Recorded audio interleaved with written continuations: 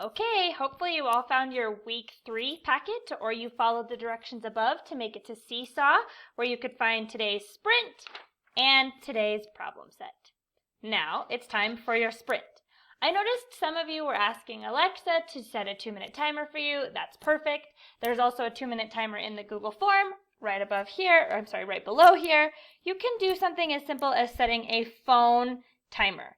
It does not matter to me how you set your timer or how you time yourself. I just want you to go for 2 minutes and see exactly how far you get. So here's my phone. I'm going to do a 2-minute timer.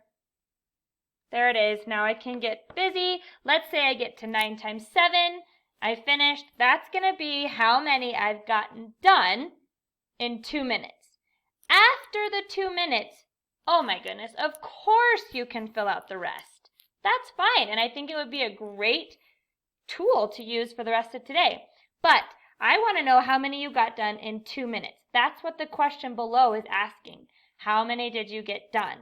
So I would have said 1, 2, 3, 4, 5, 6, 7. So I would say I got between 4 and 8 done, because 7 is between 4 and 8. Okay? Okay.